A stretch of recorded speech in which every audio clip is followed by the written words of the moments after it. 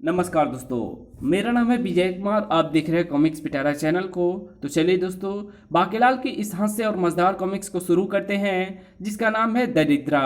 आप देख सकते हैं इसका कवर पृष्ठ, जो कि कुछ इस तरह का है। देख सकते हैं, काफ़ी कलरफुल और एट्रैक्टिव है। दान से बड़ा कोई पुण्य नहीं, दानी से बड़ा कोई वीर नहीं। तू 1 पैसा देगा, वो 10 लाख देगा। ऋषि प्रवचनाचार्य से ये प्रवचन सुनने के पश्चात राजा विक्रम सिंह दान करने निकल पड़े। महाराज, दान युग चल रहा है, पहली असरपी किसे दान करेंगे? उसे ही जिसके भाग्य में होगी। बूह, मेरा बैल मर गया, अब मैं खेत कैसे जोतूंगा? महाराज को राह में दिखाई पड़ा एक रोता हुआ किसान। क्या तुम्हारे पास दूसरा बैल नहीं है? दूसरा बैल तो गरीब किसान खुद ही होता है महाराज। बूह। विक्रम सिंह ने एक असरपी दे दी। इससे तुम एक नया बैल खरीद पाओगे। आप महान हैं महाराज। बूह। किसान के बच्चे महान मनहूस बोल। दोनों पुनः आगे बढ़ चले। आपने उस किसान को असरपी क्यों दी? क्योंकि वो जरूरतमंद था। किंतु विशालगढ़ में जरूरतमंद तो और भी बहुत से लोग होंगे होंगे मगर वो अधिक जरूरतमंद था। तो फिर आपने उसे केवल एक ही असरपी क्यों दी?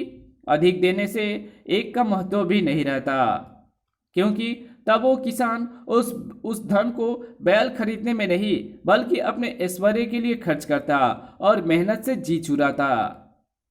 दान लेने वाले की आवश्यकता को ध्यान में रखकर दान देने से ही दान का महत्व होता है। बाकीलाल, बड़ा आया दानी कहीं का। घर्र। थोड़ी ही देर बाद, महाराज कहाँ हैं? ये महाराज ही तो हैं, ये इनके स्नान का समय है। ओह, भूल हो गई, क्षमा महाराज। दरअसल आपको पहले वस्त्र पहने ही देखा था, इसलिए ऐसी हालत में पहचान नहीं पाया। मगर हमने तुम्हें पहचान लिया है, तुम वही किसान हो प्रातः जिसका बैल मर गया था। जी हाँ महाराज, आपकी दी असरपी से मैंने नया बैल खरीदकर जब खेत में हल चलाया तो उसमें गढ़ा हुआ धन मिला। ये पूरी 10 लाख असरपियां हैं महाराज, जो आपकी उस एक असरपी की बदौलत मुझे मिली। इन असरपियों पर मेरा नहीं पूरे विशालगढ़ का अधिकार है, इसलिए मैं इन्हें यही ले आया। ऋषि प्रवचनाचार्य का कथन सत्य हो गया बाकीलाल। ये सारा धन राजकोष में रखवा दो, इससे प्रजा की भलाई के अनेक कार्य हो सकेंगे। मोटे ने एक असरपी दान की और उसे मिली 10 लाख असरपिया। बाकीलाल उन 10 लाख असरपियों को राजकोष में जमा कराने के बाद तुरंत महल से निकल पड़ा। अगर मुझे पता होता कि दान योग में एक असरपी के दान से ऐसा कमाल हो सकता है तो पहली असरपी मैं ही दान करता। लेकिन अभी भी क्या बिगड़ा है, मैं भी कर आता हूं एक असरपी दान।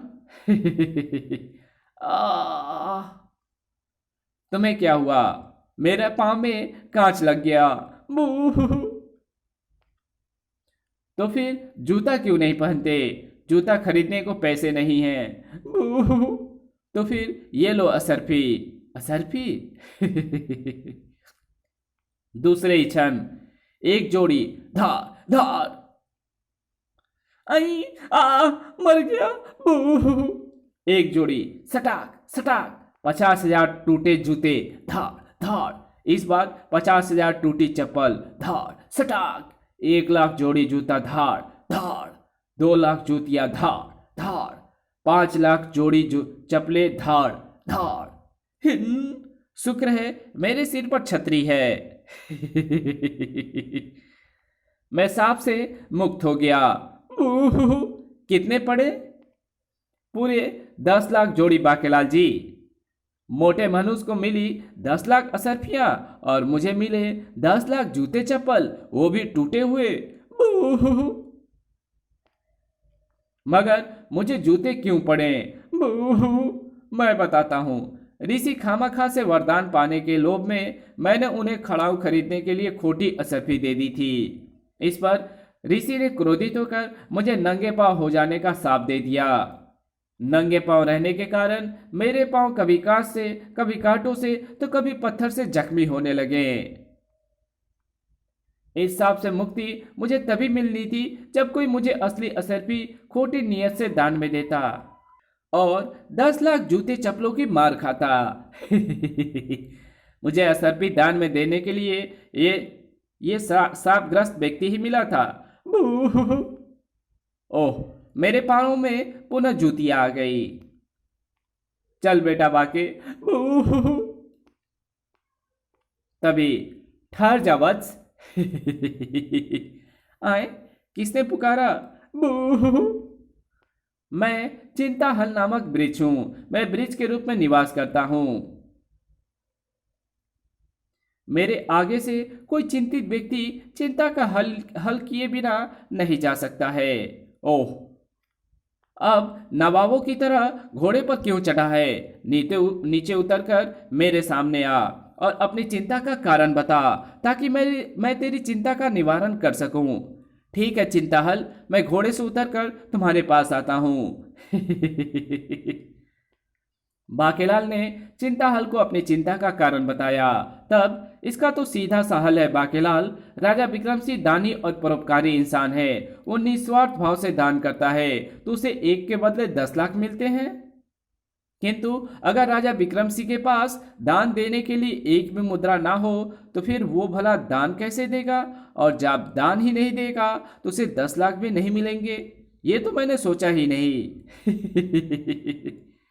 मगर उसके पास तो करोड़ों अरबों मुद्राएं, असरफिया, हीरे एवं जवाहरात हैं। उसे 10 लाख नाम भी मिले तो भी उसे कोई फर्क नहीं पड़ेगा।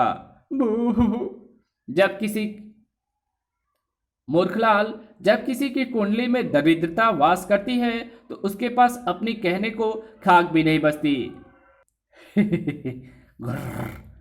मैं समझा नहीं चिंता हल। मूर्ख के जमाई, अकल क्या बेच खाई? ध्यान से सुन, ये लफंटर योग चल रहा है। लफंटर योग में अगर दरिद्रता को प्रसन्न किया जाए तो वो उससे प्रसन्न होकर उसके निवास में वास करती है। उसके कारण बड़े बड़े राजाओं को भी रंग बनने में देर नहीं लगती। किंतु दरिद्रा को भला कौन मूर्ख प्रसन्न करेगा? करेगा नहीं, मगर कोई अपनी अक्ल लगाकर ये कार्य करवा तो सकता है। हाँ, ये काम तो हो सकता है। और सुन, लफंटर योग के साथ प्रसन्नता योग भी चल रहा है। अगर इसी योग में कोई माता लक्ष्मी को प्रसन्न करे तो लक्ष्मी मैया उस पर अत्यंत प्रसन्न होती है। ओह, ये बात। अब मैं तुझे बताता हूं कि दरिद्रा को प्रसन्न करने के लिए कौन कौन से कार्य करने पड़ते हैं। जल्दी बताओ। योग उलटने वाले थे। ओह देवी दरिद्रा आप, ओह देवी लक्ष्मी आप। प्रसन्न योग में मुझे पृथ्वी का 1 चक्कर लगाने यहां आना ही पड़ता है। लफंटर योग में मुझे भी पृथ्वी का 1 चक्कर लगाने यहां आना ही पड़ता है। मेरा नियम है, पृथ्वी पर आने के बाद जो भी प्रथम मानव मुझे दिखता है मैं उसे आशीर्वाद देती हूं। मेरा भी यही नियम है। दोनों देवियों को दिखाई पड़े ऋषि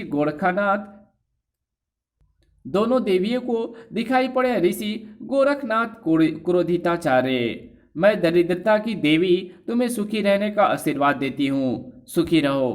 मैं धन की देवी लक्ष्मी भी तुम्हें सुखी रहने का आशीर्वाद देती हूँ, सुखी रहो। ठहरो। मैं तुम्हें शाप देता हूँ कि आज से तुम्हारे प्रभाव उलट जाएंगे। किंतु ऋषिवर, हमने तो आपको आशीर्वाद दिए, आशीर्वाद के बदले आपने हमको शाप क्यों दिया? क्योंकि तुम दोनों ने आशीर्वाद देकर मुझे मूर्ख बनाया है। भला वो कैसे? मुझे सुखी रहने का आशीर्वाद पहले देवी दरिद्रा ने दिया, फिर आपने। जबकि दरिद्रा जिसे आशीर्वाद दे वो तो सुखी हो ही नहीं सकता, और जिसे दरिद्रा आशीर्वाद दे चुकी हो उसे लक्ष्मी का आशीर्वाद कैसे लगेगा? किंतु अब क्या होगा?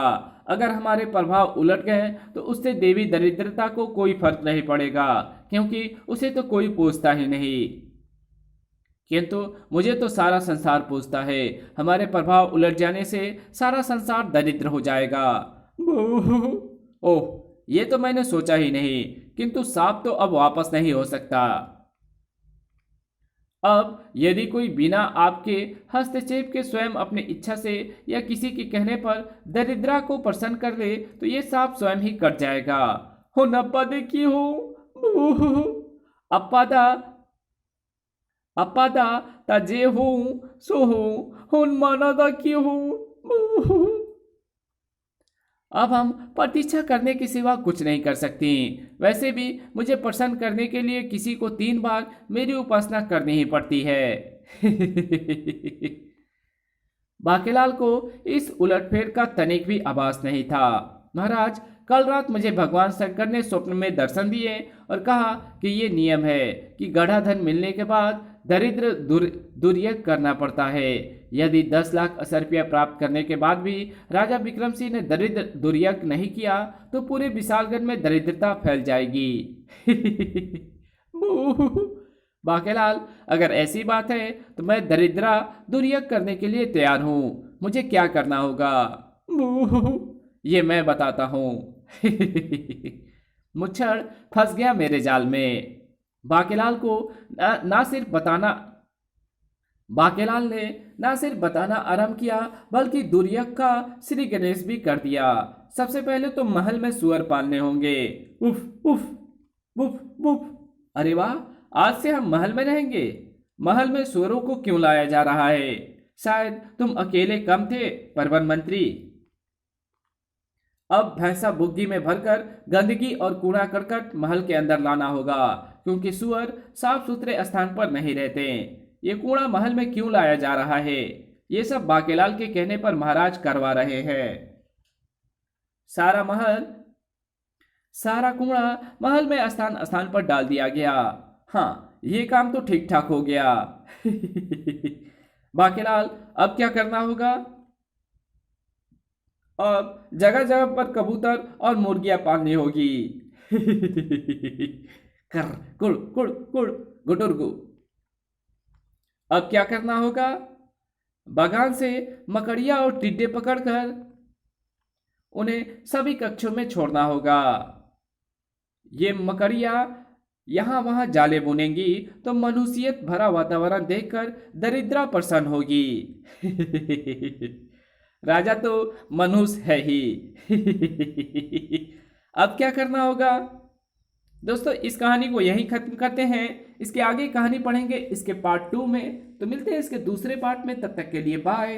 वीडियो अच्छी लगे तो इस वीडियो को लाइक कर देना। चैनल पे नए हो तो चैनल को सब्सक्राइब जरूर से कर देना, और जहां इस वीडियो की जरूरत हो वहां इसको शेयर जरूर कर देना।